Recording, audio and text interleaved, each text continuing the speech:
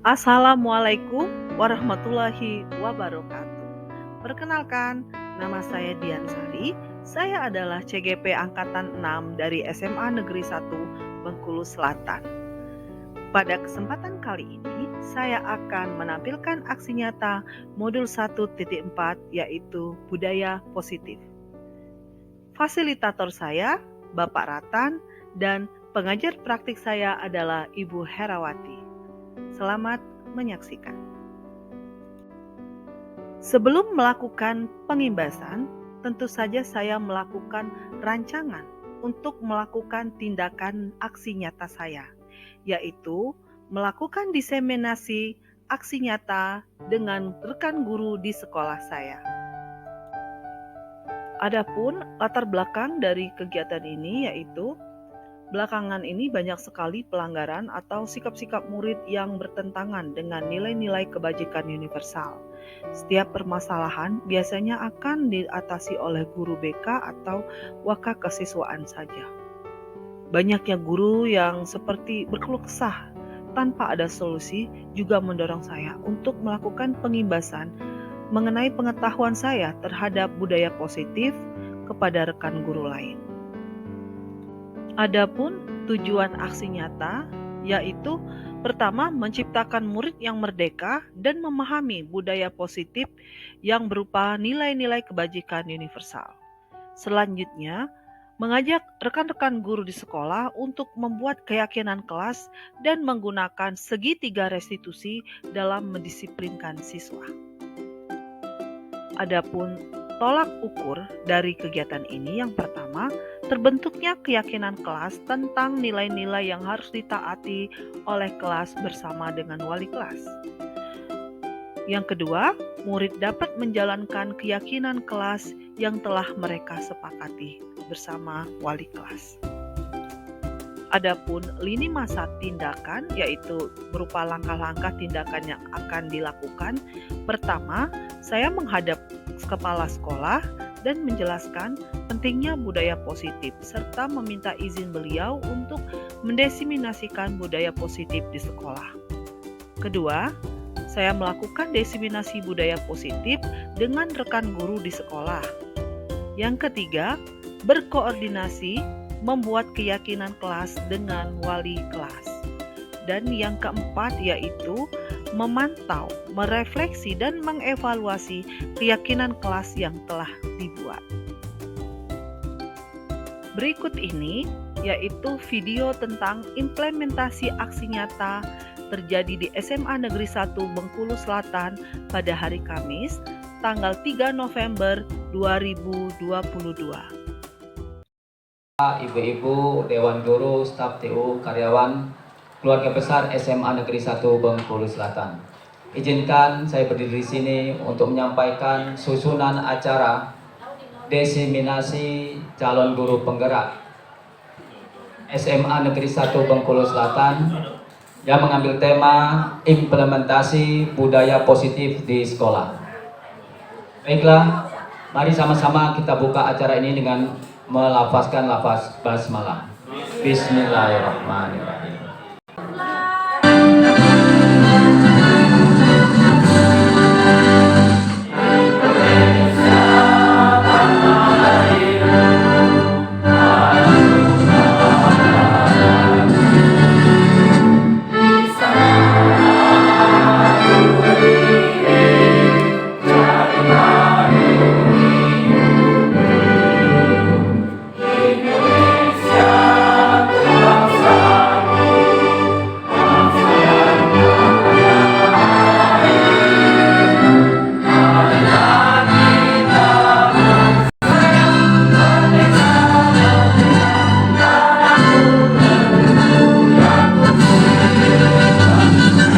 Bapak, Ibu-ibu, kita mau munajat kepada Allah Subhanahu wa taala.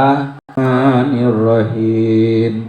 Alhamdulillahirabbil alamin. Arrahmanirrahim. Alhamdulillahirabbil alamin.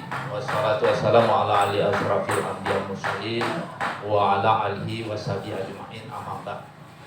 Yang saya hormati Bapak Ibu Guru SMA Negeri 1 Bengkulu Selatan yang saya hormati Kasubag TU beserta, saya mengucapkan selamat dan terima kasih kepada Ibu Dwi, Ibu Diansari dan Ibu Penti Sekolah SMA Negeri 1 Bengkulu Selatan calon guru penggerak tahun pelajaran 2022-2023 saya buka dengan resmi. Saya kira itu saja yang perlu saya. Alhamdulillahirabbil alamin. Assalamualaikum warahmatullahi wabarakatuh. Salam dan bahagia baik kepada seluruh guru SMA Negeri 1 Bengkulu Selatan. Kami ucapkan terima kasih atas partisipasinya dalam pengimbasan untuk CGP Angkatan 6 di SMA Negeri 1 Bengkulu Selatan. Terutama kami ucapkan terima kasih yang setinggi-tingginya kepada Bapak Kepala Sekolah atas dukungan dan support terhadap kegiatan kami dan segala aktivitas yang dilakukan oleh CGP di SMA Negeri 1 Bengkulu Selatan. Disclaimer dulu sebelum kita mulai. Di sini dalam pengertian kita bukan, ini kita sharing saja ya. Misalnya teman-teman banyak bertanya, apa sih yang kalian dapat dari menjadi guru penggerak? Sebenarnya pada intinya kita di situ hanya belajar saja, berdiskusi, bertemu dengan guru-guru lain yang sama-sama mau belajar gitu. Di situ kita diajak untuk merenung gitu sebagai guru, kembali ke fitrah, yaitu guru seperti yang diharapkan oleh Bapak Ki Hajar Dewantara. Ya, dalam tujuan ketika kita mendengar istilah merdeka, merdeka belajar seperti baru, padahal itu adalah konteks lama yang mungkin didengung-dengungkan kembali istilahnya seperti itu. Nanti akan kita lihat dalam hal ini kami akan melakukan pengimbasan dengan topik budaya positif seperti tadi di awal pada waktu rapat Bapak Kepala Sekolah mengatakan kita melihat anak-anak kita banyak yang bermasalah, banyak yang ibaratnya kalau kita mengatakannya melanggar nilai-nilai kebajikan istilahnya gitu kan, sehingga kita tuh pusing gitu, stres semua, kaget, tengah-tengah waktu cerita orang mana, gimana ini, kita lemparkan masalah itu kepada Pak Cipto, mungkin kepada tim BK, anak di sana begini-begini, anak di sana begini-begini gitu, sehingga double-double lah beban mereka. Mungkin dari sini dengan mungkin merenung bersama, saling sharing dengan teman-teman nanti, kita akan melihat bagaimana sih seharusnya, sebaiknya gitu sikap kita ketika hal itu terjadi. Baik, sebelum kita mulai, di awal kami ada mendapatkan modul 1 itu ada 4 modul ya. Yang pertama yaitu tentang filosofi Ki Hajar Dewantara. Kemudian nilai dan peran guru penggerak, kemudian ada visi guru penggerak, kemudian ada budaya positif. Tapi sebelumnya saya sapa dulu. Assalamualaikum warahmatullahi wabarakatuh. Ya, perkenalkan saya Diansari, saya adalah CGP Angkatan 6 dari SMA Negeri 1 Bengkulu Selatan. Selanjutnya kita akan melihat bagaimana ya filosofi Ki Hajar Dewantara secara umum gitu.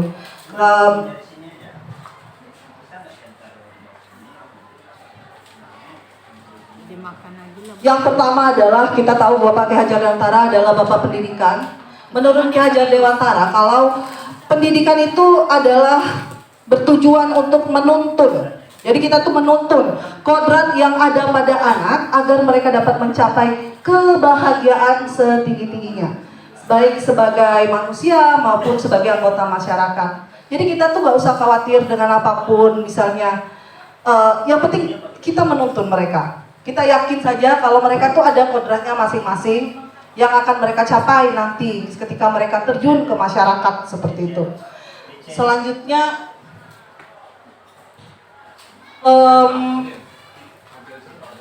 adapun menuntun dalam hal ini, kalau kami seperti di guru penggerak itu ada kata-kata ekstrim yang bikin kami kaget, menghamba katanya pada anak gitu, seperti itu.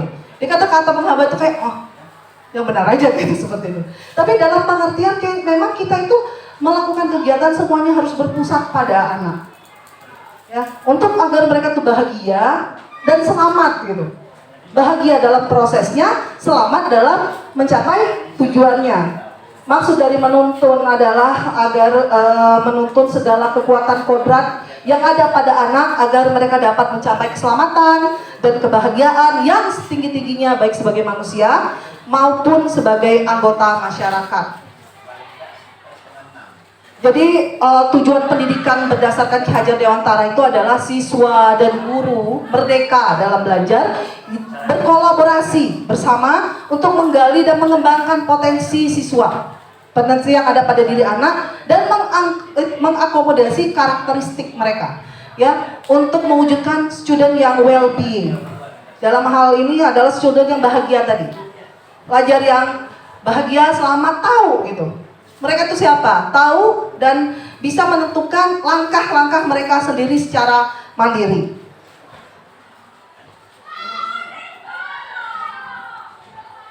Yang modul kedua, kami mendapatkan informasi tentang nilai guru. Dalam hal ini kami, karena guru penggerak, maka dikatakan guru penggerak seperti itu. Ya, nilai guru yang pertama yaitu kalau guru itu harus inovatif, dia harus punya fresh dengan ide-ide baru terus gitu. Yang dapat dia realisasikan dalam bentuk pembelajaran. Kemudian yang utama lagi, berpihak pada murid. Kita harus selalu berada di posisi selalu berpihak pada murid, bukan berseberangan dengan mereka. Seperti itu. Segala daya upaya kita lakukan untuk bisa memberikan atau meluruskan semua kepentingan mereka dan memajukan mereka. Kemudian seorang guru itu harus mandiri, memiliki nilai kemandirian, tidak bergantung pada orang lain, mandiri dalam belajar, berusaha untuk mandiri dalam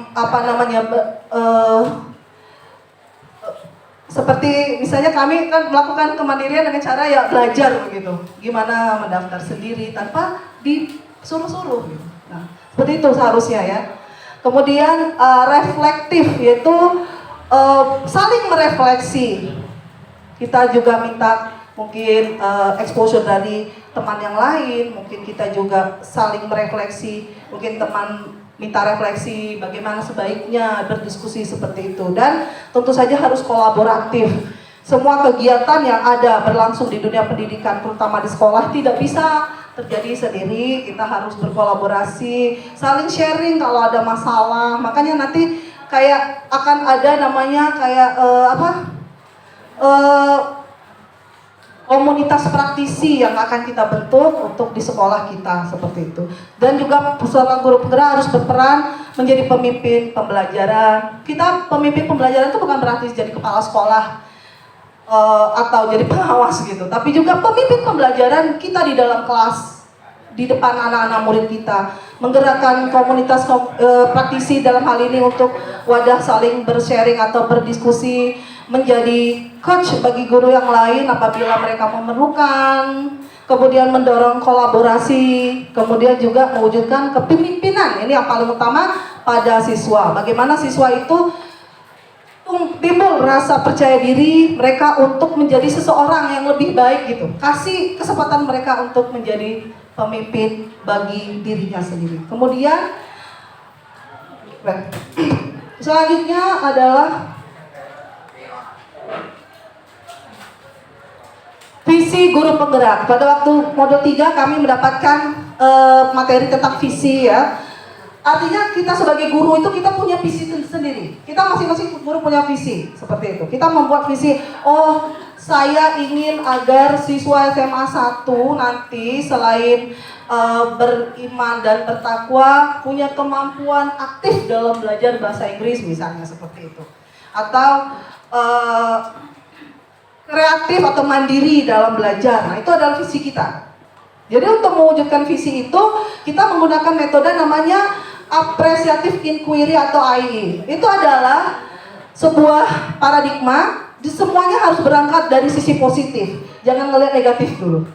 harus positivity. Lihat dulu posisi apa sih kelebihan yang ada di sekolah kita, apa yang bisa dimanfaatkan, bagaimana mungkin sumber daya yang ada seperti itu untuk mewujudkan visi yang saya miliki, visi pribadi yang saya miliki dengan langkah namanya ada tahapan, namanya tahapan bagja di situ namanya istilahnya. Berikut ini adalah saya akan membicarakan lagi masalah yang namanya budaya positif. Seperti dijelaskan Bapak Kepala Sekolah tadi, mungkin kita juga menyadari betapa budaya positif yang terjadi di sekolah kita mungkin sangat kurang gitu. Banyak sekali siswa-siswa yang kita lihat melanggar nilai-nilai kebajikan istilahnya, ya. Sehingga kita tuh jadi stres gitu. Mau ngajar mereka sibuk tidur, mereka tidur itu nggak sibuk ya, tidur, terus ada yang belakang lagi kita ada di kelas sebenarnya. Seperti itu adalah sesuatu yang sangat-sangat melanggar nilai-nilai kebajikan. Jadi di sini di modul ini ada beberapa hal yang akan kita lihat bersama. Yang pertama yang dimaksud dengan budaya positif. Budaya positif adalah kalau kita lihat makna disiplin. Kalau kita bicara tentang disiplin, mungkin kalau kita bilang disiplin artinya sama dengan tidak nyaman. Artinya kita harus mengikuti satu aturan-aturan yang membuat kita nggak enak kayak gitu, seperti itu. Begitu juga yang terjadi pada anak-anak gitu. Seorang yang mempertanggungjawabkan dirinya, ya, yang dinamakan disiplin itu menurut Ki Hajar Dewantara adalah seseorang yang mempertanggungjawabkan dirinya secara tertib, laku dirinya itu dari segala hak dan kewajiban. Jadi betul-betul dari dirinya. Itu namanya disiplin itu seharusnya. Yang menjadi dasar dari disiplin adalah bentuk dari pertanggungjawaban yang berasal dari diri. Nah, itu yang mau kita tanamkan pada anak. Motivasi ketika ada disiplin, disiplin itu terjadi bukan karena takut dihukum, bukan karena ada gurunya, bukan karena nanti aku dipanggil orang tua, tapi betul-betul aku melakukannya karena aku tahu ini adalah yang benar gitu. Maunya seperti itu. Seperti kalau kita pakai helm. Helm itu adalah aturan gitu. Ada yang nggak pakai, ada yang pakai. Orang memakai karena dia percaya, karena itu memang perlu gitu. Jadi kayak menjadi budaya tanpa disadari, otomatis. Oh, kalau aku mau keluar, aku langsung pakai helm gitu. Seperti itu. Ya. Kemudian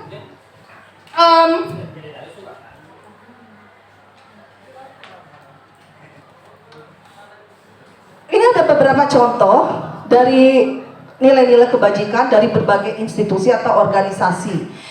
Kalau di dunia pendidikan, seluruh muara dari sikap anak, nanti kita mengharapkan kalau nanti akan terwujud profil pelajar Pancasila. Mungkin kita sudah sering mendengar istilah ini, yaitu yang beriman bertakwa kepada Tuhan Yang Maha Esa dan berakhlak mulia, kemudian mandiri, bernalar kritis, berkebinekaan global, bergotong royong, dan kreatif. Itu adalah harapan wujud dari seorang siswa Indonesia nanti, ya, yang diharapkan oleh semua. Kemudian kalau dilihat, ini ada contoh dari IBO Primary Years Program, itu mereka juga memiliki nilai-nilai kebajikan yang harus ada pada diri anak-anak mereka, sama sebenarnya, tapi lebih terperinci saja, seperti toleransi, saling menghormati, mandiri, menghargai, antusias, empati. Itu kan yang mau kita ada pada diri anak-anak seperti itu. Ada contoh satu lagi, misalnya dari Indonesian Heritage Foundation, juga mereka memiliki 9 nilai karakter yang harus dimiliki: cinta Tuhan dan segenap ciptaannya, kemandirian dan bertanggung jawab, jujur, santun, dermawan. Itu sama saja, hanya saja nilai kebajikannya lebih diperinci-perinci lagi. Jadi kita sudah sepakat kalau nilai-nilai kebajikan itu ya seperti itulah. Dia harus sopan, santun, kreatif, mandiri, berkebinekaan, kemudian toleransi dan sebagainya. Kemudian kita sebagai guru, kadang-kadang kita tuh memiliki ilusi-ilusi atau ada berbagai miskonsepsi yang ada pada guru gitu, pada umumnya sama. itu terjadi juga dengan saya, mungkin dirasakan oleh teman-teman. Misalnya, ilusi guru mengontrol murid. Kita pikir kita bisa mengontrol murid gitu. Pada dasarnya kita tidak bisa memaksa murid gitu ya untuk berbuat sesuatu jikalau murid tersebut memilih untuk tidak melakukannya. Tidak bisa. Walaupun tampak guru itu kayak sudah mengontrol gitu, kayak nurut gitu mereka tuh. Itu karena mereka yang mengizinkan kita untuk mengontrol mereka. Itu seperti itu ya. Jadi bentuk kontrol yang guru menjadi kebutuhan dasar yang itu dipilih-pilihnya oleh murid seperti itu. Teori kontrol mengatakan bahwa semua perilaku itu memiliki tujuan. Nurut aja dia ada tujuan, ada niat gitu. Seperti itu. Kemudian di sini nanti hubungannya dengan kita mau untuk menanamkan nilai positif tadi ya. Kemudian kita berpikir kalau semua penguatan positif itu efektif dan bermanfaat. Masih dalam unsur ekstrinsik di sini ya. Kalau kita memberikan penguatan positif, bujukan, itu kita pikir kita sudah mampu mengontrol mereka. Segala usaha untuk mempengaruhi murid agar mengulangi atau tidak mengulangi perbuatan tertentu itu adalah untuk mengontrol mereka. Dalam jangka waktu tertentu, kemungkinan murid tersebut menyadarinya dan mencoba untuk menolak bujukan kita. Sehingga mereka itu tergantung gitu. Mau dibujuk dulu baru mau dibilangin dulu baru mau, seperti itu. Ya. Jadi ternyata penguatan positif itu membuat mereka tuh bergantung kepada kita untuk dalam hal kedisiplinan. Kemudian ada ilusi bahwa kritik itu atau membuat orang merasa bersalah itu dapat menguatkan karakter gitu. Kita pikir gitu kan, kamu ya dikesian dengan gaya gitu, seperti membuat mereka merasa bersalah gitu kan. Menggunakan kritik dan rasa bersalah untuk mengontrol murid menuju pada identitas gagal. Jadi mereka tuh menjadi kayak menyalahkan diri sendiri terus bawaan mereka. Apalah aku nih, seperti itu. Kemudian mereka belajar untuk merasa buruk tentang diri mereka. Mereka juga mengembangkan dialog-dialog negatif. Negatif aja pikiran mereka tuh. Ya, seperti itu. Kadang-kala kita sulit ya mengidentifikasi perilaku kita tanpa kita sadari, walaupun nggak dengan kata kasar, kata halus saja kadang-kadang sempat kita ucapkan untuk menyakiti perasaan dengan menggunakan kita anggap sebagai penguatan karakter dalam bentuk dengan memberikan rasa bersalah. Kemudian ada ilusi bahwa orang dewasa itu kita adalah orang dewasa yang berada di sekolah. Ini adalah apa yang laku yang ada pada anak, itu adalah tanggung jawab kita. Begitu juga orang tuanya di rumah, ibaratnya. Memang seharusnya ada terjadi hubungan antara orang tua dan guru dalam hal mendidik laku atau karakter anak. Jadi kadang-kadang kita tuh sebagai orang dewasa itu bertanggung jawab gitu dengan apa yang terjadi pada anak-anak. Walaupun mereka belaga itu tanpa kita sadar itu adalah masih tanggung jawab kita semua. Karena kita adalah orang dewasa yang harus menanamkan gitu. Banyak orang dewasa yang percaya bahwa mereka itu adalah orang yang paling tahu gitu, bertanggung jawab untuk membuat murid-murid melakukan hal-hal tertentu. Harus begini, seperti itu ya. Apapun yang dilakukan dapat diterima ya selama ada sebuah kemajuan berdasarkan sebuah pengukuran kinerja. Pada saat ini itu pula orang dewasa akan menjadi bahwa perilaku memaksa itu tidak efektif.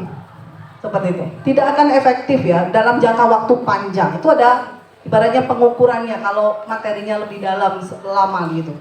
Sebuah hubungan yang akan terbentuk adalah permusuhan gitu. Seperti kalau kita lakukan dengan anak kita gitu.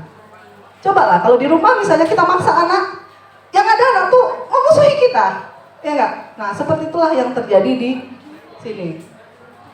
Kemudian selanjutnya apa itu sebenarnya makna dari disiplin itu sendiri? Dari Ki Hajar Dewantara mengatakan kalau untuk mencapai kemerdekaan dalam konteks pendidikan kita saat ini itu menciptakan murid yang merdeka. Dan syarat utamanya orang merdeka itu adalah disiplin yang kuat. Kenapa? kadang-kadang ada paradigma mengatakan, anggapan orang mengatakan kalau merdeka berarti bebas begini-begini. Negara merdeka saja nggak bebas begini-begini gitu kan. Dia lebih disiplin malah mereka. Tahu gitu batasan-batasannya, tahu yang harus mereka lakukan. Nah, penanaman untuk rasa tahu apa yang harus mereka lakukan, itulah yang harusnya ada pada diri anak-anak nanti. Disiplin yang dimaksud ini adalah disiplin diri ya, yang memiliki motivasi internal. Jadi bukan eksternal, bukan karena takut dihukum, karena takut dimarahi, karena dilihat, dipaksa, dipujuk atau disakiti hatinya supaya mereka nurut, tapi betul-betul dari dalam diri mereka. Jika kita tidak memiliki motivasi internal, maka kita memerlukan pihak lain untuk mendisiplinkan kita kan, atau memotivasi secara eksternal, berasal dari luar, bukan dari dalam diri sendiri. Dan ini sifatnya kayak kurang permanen, istilahnya seperti itu. Ada 3 teori motivasi sebenarnya yang dari tadi kita yang akan kita pahamkan. Yang pertama yaitu motivasi itu terwujud, motivasi untuk istilahnya mendisiplinkan diri itu terwujud karena satu ya, karena untuk menghindari ketidaknyamanan atau hukuman. Nggak enak sama ibu ini, ya udahlah gitu. Seperti itu. Jadi itu bersifat eksternal. Yang berikutnya untuk mendapatkan imbalan atau penghargaan. Ternyata dengan imbalan dan penghargaan itu adalah bentuk dari motivasi eksternal gitu. Selanjutnya menjadi orang yang kita inginkan yang ketiga, yaitu menjadi orang yang mereka inginkan dan menghargai diri sendiri dengan nilai-nilai yang mereka percayai. Jadi mereka tuh nanti kita bagaimana cara menanamkan nilai-nilai itu yang akan kita pelajari di sini juga. Nah, ada 5 posisi kontrol yang bisa kita lakukan yang ada pada kita gitu terhadap anak. Ya, ada 5 posisi kontrol dalam hal untuk yang kita lakukan terhadap anak. Yang pertama adalah posisi sebagai penghukum, ya. Kemudian posisi pembuat orang merasa bersalah, sebagai teman, sebagai monitor atau pemantau, dan sebagai manajer. Nah, apa itu posisi kontrol sebagai penghukum? Kita sebagai guru itu menjadi seorang penghukum ya, bisa menggunakan hukuman fisik, kadang-kadang kita juga menggunakan hukuman verbal untuk mendisiplinkan atau menegakkan aturan, menanamkan nilai-nilai kepada anak-anak. Orang-orang yang menjalankan posisi penghukum ini senantiasa mengatakan bahwa sekolah memerlukan sistem atau ala-ala, jadi membuat aturan gitu. Nih peraturannya gitu. Kalau ini harus begini, kalau begini harus dikeluarkan. Seperti itu ya. Kadang-kadang guru-guru juga menggunakan kalimat-kalimat yang awas ya, kamu misalnya, kamu ya, seperti itu ya, kata-kata yang sifatnya untuk mengatakan penghukuman.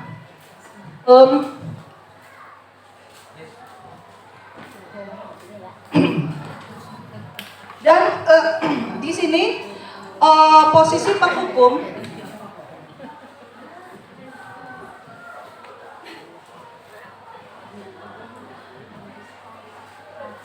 sangat memberikan dampak yang buruk gitu pada siswa gitu, yaitu dia akan ada timbul rasa dendam. Mungkin balik-balik ke kita, kalau kita dulu pernah menjadi anak sekolahan, mungkin ada bagian-bagian tertentu ya, mungkin tidak semua ya, hukuman yang membuat kita itu merasa kayak aduh sakit hati seperti itu ya. Selanjutnya adalah posisi pembuat rasa bersalah. Ini tadi seperti menimbulkan dialog-dialog negatif yang ada pada diri mereka. Jadi posisi ini biasanya guru akan bersuara lembut, tapi menyakitkan gitu. Ya, kamu nggak kasihan sama ibu, atau kamu ya tidak kasihan sama orang tua kamu. Kamu tuh sudah mau mengecewakan, kamu tuh sudah membuat malu gitu. Nah, kata-kata seperti itu adalah bentuk cara yang sangat tidak dianjurkan. Nah, kemudian ada posisi kontrol guru sebagai teman. Nah, teman ini bisa positif, bisa negatif gitu, ya. Kalau dia itu negatif, negatifnya dia membuat siswa itu terlalu tergantung sama gurunya. Seperti itu. Kalau dia melakukan sesuatu, dia ingin guru itu berada di pihak dia terus. Itu kalau sebagai teman. Guru pada posisi ini tidak akan menyakiti murid, namun akan tetap berupaya mengontrol murid melalui persuasi atau bujukan-bujukan seperti itu. Posisi teman pada guru bisa negatif, bisa positif. Positif di sini berupa hubungan baik ya, terjalin. Jadi ketika kita mau menerapkan ada namanya nanti segitiga restitusi, lebih enak gitu. Karena kita posisinya dekat dengan siswa itu sendiri. Kemudian guru di sini biasanya sebagai teman itu suka humor, suka kayak teman lah, seperti yang sering kita lakukan juga mungkin. Nah, bisa ada kalau misalnya mereka melanggar peraturan misalnya atau telat misalnya, udah lah, kalau bapak urus udah lah, pakai semua selesai. Nah, seperti itu. Nah, kadang-kadang hal itu juga kurang baik ya. Pada masa-masa yang akan datang. Jadi guru anak itu kalau telat dia lihat bapak itu, aku mau ketemu bapak itu aja, pasti dibela tuh nanti gitu, seperti itu. Jadi dia tergantung seperti itu ya. Selanjutnya adalah posisi guru sebagai pemantau atau monitoring. Di sini memantau berarti mengawasi. Pada saat kita mengawasi ya, kita bertanggung jawab atas perilaku orang-orang yang kita awasi. Sehingga setiap saat siswa itu melanggar peraturan, kamu tahu nggak peraturannya? Kamu tahu nggak apa yang kamu lakukan itu salah? Apa peraturannya seperti itu? Sehingga kita itu mengingatkan selalu kepada anak, oh konsekuensinya begini, oh sanksinya begini gitu. Ya, sebagai dalam posisi pemantau. Nah, ini adalah posisi yang paling diharapkan dari semua ya. Itu adalah posisi manajer. Pada posisi terakhir ini adalah di mana posisi guru berbuat sesuatu ya bersama murid. Kemudian mempersilahkan murid untuk mempertanggungjawabkan semua perilakunya, mendukung murid agar dapat menemukan solusi dari permasalahannya. Seorang manajer telah memiliki keterampilan ya di posisi teman maupun sebagai posisi pemantau. Dengan demikian, sewaktu-waktu kedua posisi tersebut bisa dia pakai. Nah, di sini di dalam posisi manajer inilah diharapkan setiap kita untuk bagaimana bersikap ketika siswa itu melanggar kebajikan, nilai-nilai kebajikan tadi. Karena ketika kita mempelajari tentang otak manusia, ya, otak manusia itu kan terbagi dari 3 gitu. Ada otak mamalia, ada otak reptil, ada otak primata gitu. Dari bentuk otak ini itulah yang mengontrol sikap yang terjadi pada setiap orang. Kenapa ada otak reptil? Itu adalah otak bagaimana setiap orang tuh bereaksi terhadap sesuatu. Sesuatu yang baru, sesuatu yang asing itu dianggapnya sebagai ancaman. Ya, kita juga seperti itu. Kemudian yang namanya otak mamal itu adalah otak emosi kita. Nah, otak emosional dengan otak reaksi cepat atau otak reptil tadi itu bekerjanya lebih cepat karena tidak membutuhkan banyak energi gitu. Sehingga setiap ada sesuatu yang terjadi pada seseorang, orang itu akan yang itu dulu dipakai. Emosi dulu sama itu tadi otak reptilnya. Maka itu yang sering muncul terjadi pada anak-anak itu. Kalau dia tersinggung, dia ninju, dia emosi gitu. Seperti itu. Tidak pergunakannya otak primatanya, yaitu otak yang mengajarkan ibadah membutuhkan perenungan yang menghasilkan kebijaksanaan. Nah, otak primata ini membutuhkan latihan gitu untuk dipakai. Sehingga ketika kita bereaksi terhadap sesuatu itu, sebelum emosi kita mikir dulu. Itu butuh dilatih gitu, seperti itu di dalam hal ini. Nah, posisi manajer ini adalah salah satu bentuk melatihnya. Ketika anak melakukan sesuatu, kita tidak langsung dalam posisi menyalah-nyalahkan, ibaratnya marah-marah gitu. Tapi kita tentu saja dia kan tadi kan dikatakan kalau kita melakukan setiap sikap atau tindakan anak ada sebabnya. Walaupun kadang-kadang sebabnya itu kayak nggak masuk akal, kayak ya masa kayak gitu aja bisa belagu. Tapi itu adalah yang mereka lakukan, yang mereka alami. Maka kita dengarkan dulu, kita tenangkan dulu untuk mendengarkan sebabnya. Kemudian baru kita tanyakan, apakah benar seperti itu harusnya bersikap? Bagaimana sebaiknya kamu bersikap? Gitu. Menurut kamu, apakah kamu setiap saat ketika ada kejadian itu di masa yang akan datang kamu akan bereaksi seperti itu terus? Kalau ada yang tersinggung dikit lagau, itu kan adalah sesuatu yang akan mereka bawa di ketika mereka nanti gitu. Jadi itu yang yang paling bagus untuk kita laksanakan. Yang berikutnya, ketika kita sebagai penghukum atau pembuat orang merasa bersalah, itu adalah bentuk motivasi eksternal yang identitas gagal gitu, ya, menunjuk, menghardik, menyakiti, menyindir, itu adalah bentuk penghukuman. Membuat orang merasa bersalah itu berceramah dengan menunjukkan kekecewaan yang mendalam, itu perilaku kontrol yang negatif. Sementara untuk sebagai teman, pemantau dan manajer itu adalah identitas yang positif, ya, yang berhasil. Tapi untuk teman dan pemantau itu masih bersifat eksternal, dari luar, ya. Kalau untuk intrinsiknya berada di posisi kontrol sebagai manajer dengan mengajukan pertanyaan-pertanyaan. Ya kalau anaknya emosi gimana mau ditanyain, makanya kita harus tanyakan dulu, dia ceritakan dulu alasan kenapa dia melakukan hal tersebut, misalnya seperti itu ya. Kemudian, seperti tadi dijelaskan kalau setiap tindakan itu karena ada alasannya.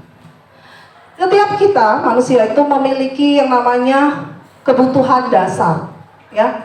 Kita tuh ada 5 kebutuhan dasar yang paling utama. Yang itu pertama adalah kebutuhan bertahan hidup. Itu kebutuhan untuk makan, ya, untuk kesehatan, rumah dan sebagainya. Mungkin tanpa kita sadari salah satu kebutuhan ini tidak terpenuhi oleh anak-anak. Saya kadang-kadang tanya, kalau anak di kelas saya itu ya, ada yang ngekos nggak? Ada. Kamu kalau ngekos harapannya gimana? Makan di sekolah, mem, jajan, katanya seperti itu. Berarti kan ada kebutuhan dia untuk makan. Pulang sekolah dia nyari makan lagi. Itu kan berarti kan kebutuhan dasar yang tidak seperti anak-anak normal pada umumnya yang di rumahnya udah ada disiapin makan, pagi-pagi udah ada sarapan disiapin orang tuanya. Seperti itu. Jadi ada kebutuhan dasar yang kurang terpenuhi gitu. Mungkin rumah dia numpang seperti itu sehingga rumah tidak berasa rumah. Kebutuhan dasarnya tidak terpenuhi. Dia tidak diterima mungkin menurut perasaan dia di rumah itu. Yang kita seperti gunung es gitu. Yang kita lihat anak itu kan di permukaannya aja. Tanpa kita sadari di bawahnya itu ada bongkahan besar, masalah-masalah, beban-beban berat yang ada pada diri mereka. Kita nggak peduli gitu. Kita tahu nakalnya nggak balik gitu, seperti itu, menokok kepala dan sebagainya. Tanpa kita, mungkin ini kebutuhan dasar yang tidak terpenuhi. Kemudian kebutuhan yang kedua yaitu kasih sayang dan rasa diterima. Wah, ini penting sekali kan. Mungkin dia kurang kasih sayang, kurang diterima, sehingga dia melakukan sesuatu, ya, untuk menarik, untuk mendapatkan itu, untuk memenuhi perasaannya itu, ya. Bagaimana menjadi bagian dari suatu kelompok. Ada penelitian mengatakan orang pakai tato itu sebenarnya nggak ada motivasi apa-apa supaya dianggap satu kelompok itu, supaya dianggap geng itu. Nggak ada dia tuh tujuannya apa, supaya orang tuh, oh aku dianggap nih, karena dia nggak punya apa-apa untuk membuat orang tuh mengakui keberadaan dia. Maka keberadaan dia dilakukannya dengan begitu. Begitu juga mungkin dia jadi paling kasar di kelas atau bagaimana seperti itu. Kemudian kebutuhan untuk penguasaan, ya, kebutuhan untuk berhubungan baik, dalam menjadi kompeten, menjadi terampil. Mungkin anak-anak ini punya sesuatu tapi tidak tersalurkan. Tidak ada tempat dia untuk menyalurkan keinginan dia seperti itu. Misalkan kalau nanti kita pas di pelajaran berdiferensiasi itu semuanya nanti berusaha untuk mengakomodir ke apa namanya, kelebihan potensi yang ada pada anak gitu. Seperti kemarin pernah ada diskusi kecil, misalnya kalau anak tuh mau mengumpulkan tugas dalam bentuk dinyanyikan oleh dia, boleh. Dibuatnya lah lagu misalnya tentang peredaran darah misalnya, boleh. Berarti dia kan bisa mengatakan jenis apa posisi peredaran darah itu dengan nyanyi-nyanyi gitu, dengan menggunakan gitar. Nah itu sesuatu yang lain. Nanti ada bentuk apa namanya langkah-langkahnya, bukan seperti total diambil semua kualitas. Nanti ada langkah-langkahnya, nanti aja itu bahasanya. Kemudian rasa penguasaan itu memberikan harga diri. Makanya banyak anak-anak tuh pengen jadi ketua dari sebuah komunitas, atau mungkin ada saya temukan kayak ketua EC itu, Fizan itu, dia di kelasnya biasa aja, diam aja gitu, kayak nggak menjadi bagian apa selebritis lah di kelas ibaratnya.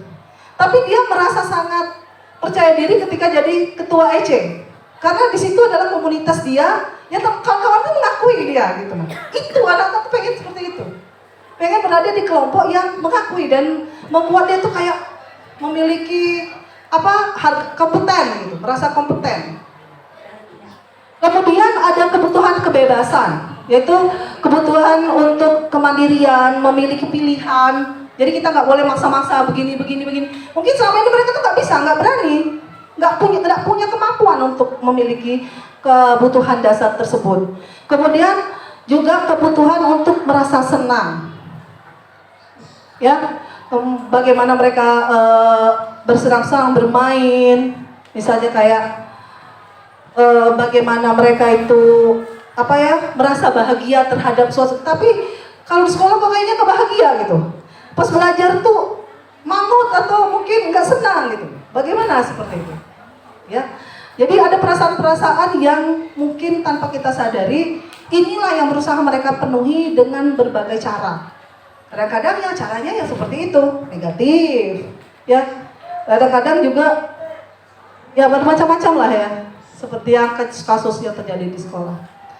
Nah berikut ini adalah bagaimana caranya yang paling utama, yaitu menanamkan sebuah keyakinan terhadap penanaman nilai-nilai kebajikan kepada siswa. Ini sangat diperlukan peran yang namanya wali kelas terutama, kemudian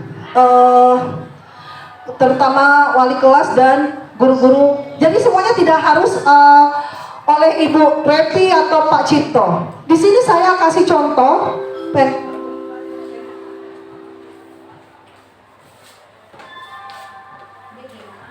Bagaimana ini aja.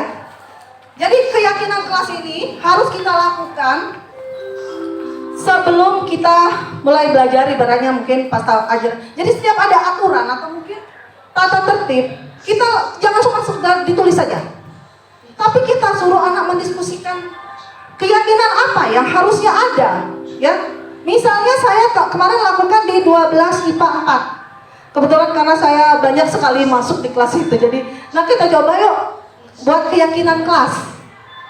Oh, oke mem, katanya kami akan mencoba membuat 4 keyakinan kelas yang kami butuhkan.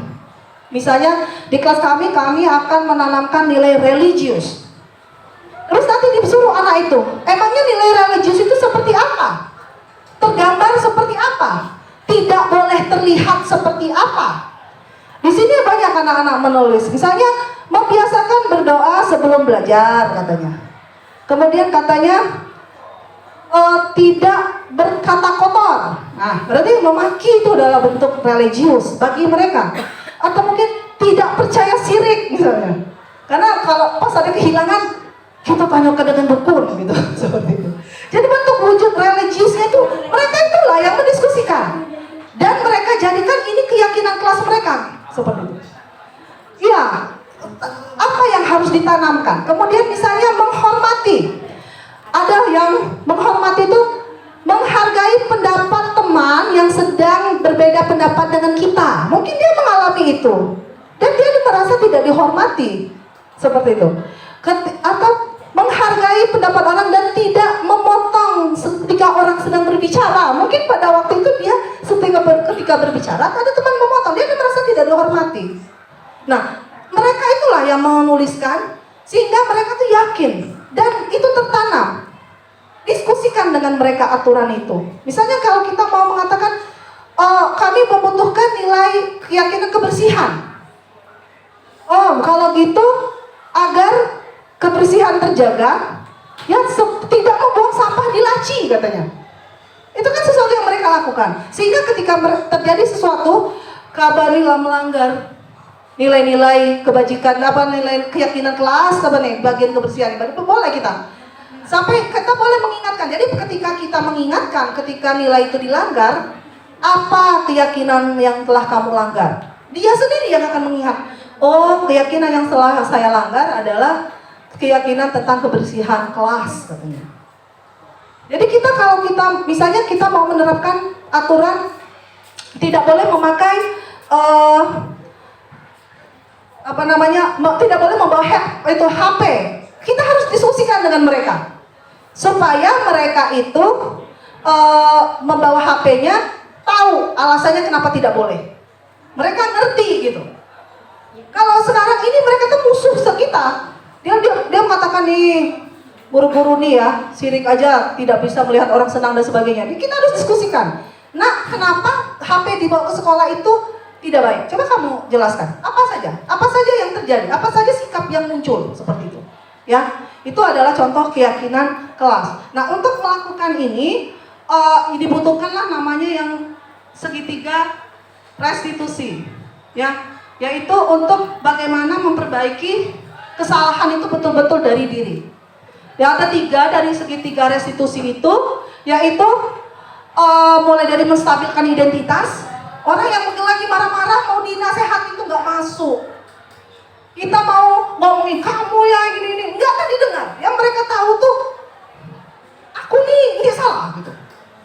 Aku melakukan ini karena ini di dalam hati mereka.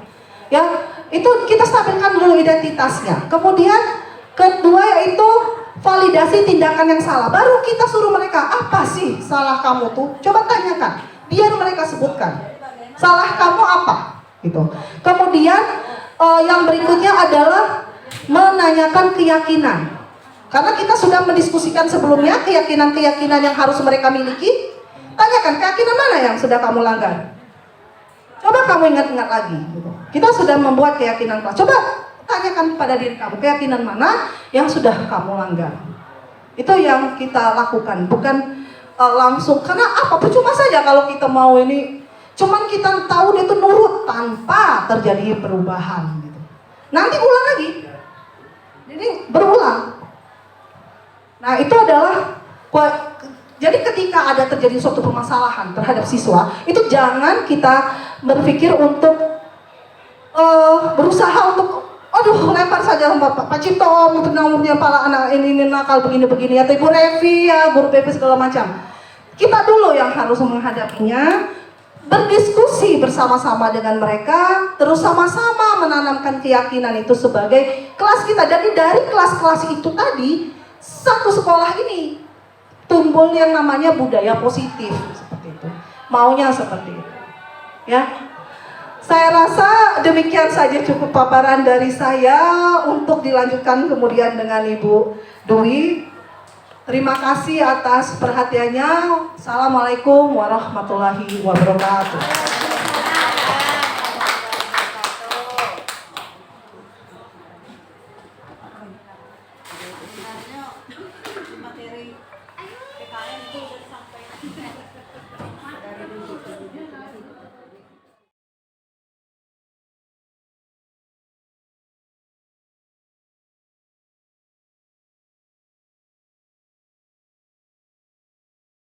Assalamualaikum warahmatullahi wabarakatuh. Waalaikumsalam warahmatullahi wabarakatuh.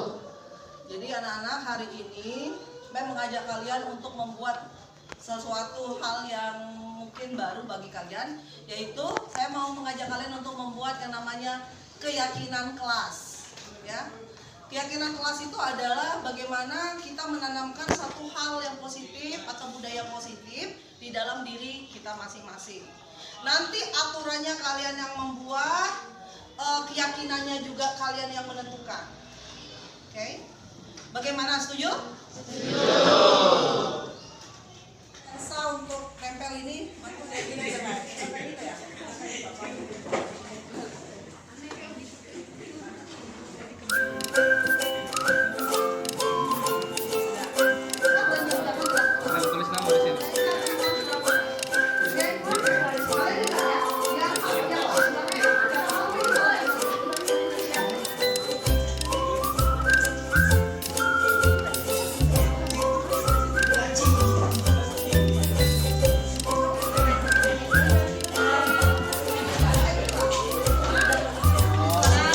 yakin kalau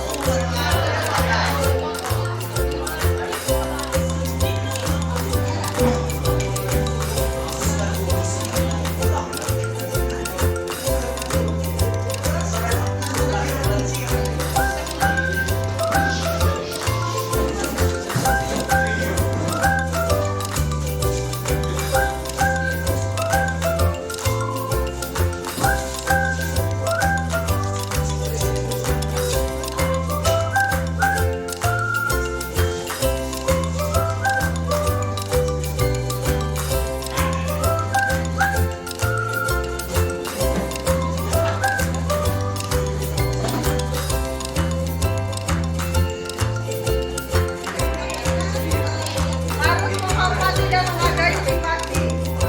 Benar juga ya, kadang-kadang orang juga mau ya. Menghormati, tidak memotong pembicaraan ketika sedang bercerita. Terjadi ya, kadang-kadang kita tuh budaya untuk saling mendengarkan. Dengarkan dulu teman dan pada saatnya kita juga bisa bicara. Bagus nih, saya suka kayak gitu. Mendengarkan dengan baik apa yang disampaikan teman. Assalamualaikum warahmatullahi wabarakatuh. Nama saya Trimoko Nendri, Wakahumas SMA Negeri 1 Bengkulu Selatan. Sangat mendukung dan merasa bahwasannya program pengimbasan pengembangan budaya positif di sekolah sangat membantu sekolah dalam menanamkan konsep-konsep dan nilai-nilai positif dalam diri siswa melalui pendekatan restitusi, sehingga mampu diharapkan siswa kita menjadi siswa yang mempunyai karakter yang positif dan menjadi pelajar Pancasila.